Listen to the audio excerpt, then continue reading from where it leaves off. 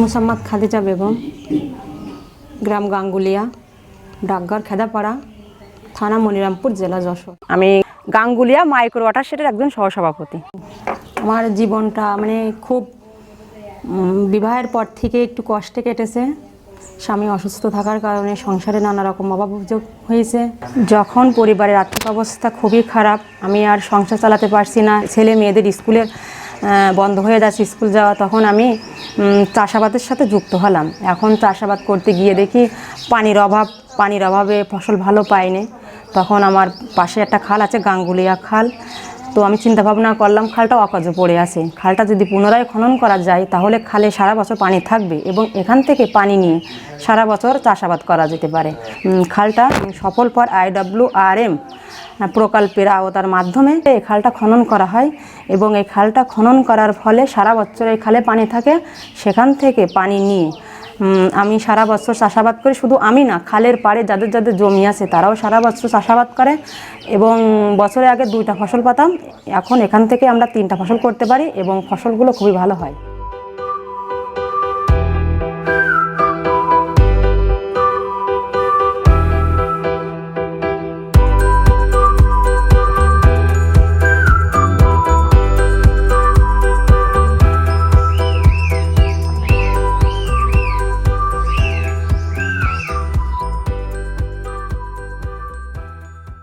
এক সময় যখন আমার স্বামী অসুস্থ, বাচ্চা কাচ্চা লেখাপড়া বন্ধ হয়ে যাচ্ছে, সংসারও চালাতে পারছি না, কিভাবে কি করব আমি বুঝতে পারছি না।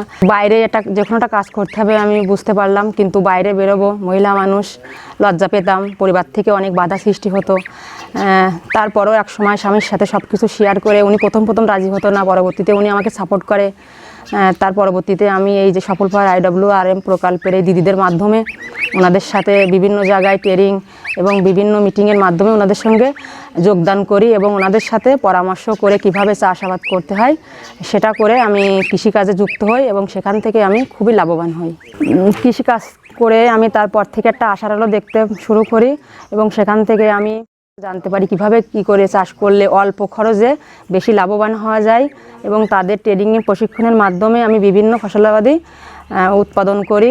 আমার মাঠে এবার প্রায় 60 শতক ধান এবং 6 শতক পটল, 3 শতক পেঁয়াজ, 4 শতক রসুন এবং 5 শতক হলদি এবং কলা আবাদ হয় এবং সেখান থেকে আমি যেন নতুন একটা দিশার আলো দেখতে পাই এবং আমার জীবনটা আমি সুন্দরভাবে গুছিয়ে নিতে পারি।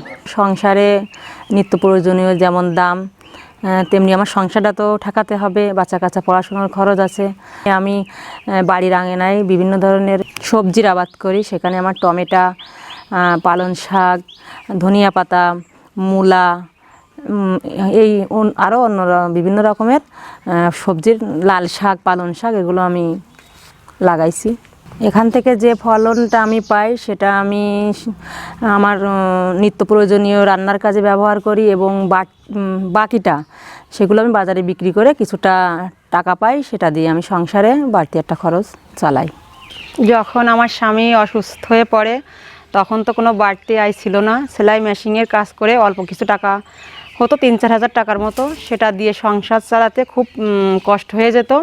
পরবর্তীতে আমি এই যে ফসলাবাদি চাষ করা ধরেছি, এতে আমার সারা বছর সবজি থাকে, এটা দিয়ে আমি প্রতি মাসে 10,000 টাকা পাই, সেটা দিয়ে আমার ভালোভাবে সংসার চলে যায় এবং এটা দিয়ে আমি এখন সুখী আছি, আমার ভালোভাবে দিন কাটছে।